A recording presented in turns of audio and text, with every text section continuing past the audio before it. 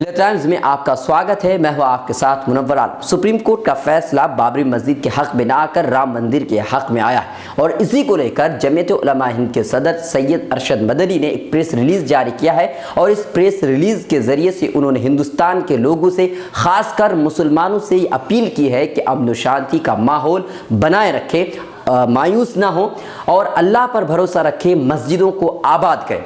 सैयद अरशद मदनी ने इस press release के जरिए से लोगों से अपील भी की है कि किसी भी तरह से फसाद, बिगाड़ वगैरह चीज़ों की तरफ ना जाएं, माहौल को ख़राब बिल्कुल भी ना करें। क़वात के ख़िलाफ़ ये फैसला आया है। उम्मीद जो थी उनकी, उन उम्मीदों के ख़िलाफ़ ये फैसला आया है, लेकिन इक़्तिदार आला का ये फैसला है, इसीलिए मान लेना चाहिए।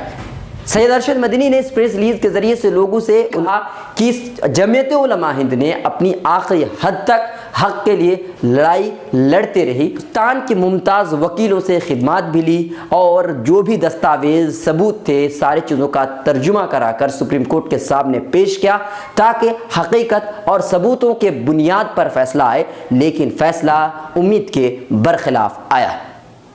मिलत टाइम्स की वीडियोस देखने के लिए यहाँ क्लिक करके सब्सक्राइब करें और हाँ, बेल आइकन जरूर दबाएं।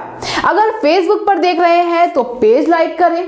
ताज़ा तरीन खबरों और मज़ामीन के लिए विजिट करें हमारी वेबसाइट www.millettimes.com। हमारी ये वेबसाइट उर्दू, हिंदी, इंग्लिश तीनों लैंग्वेज में मौजूद है।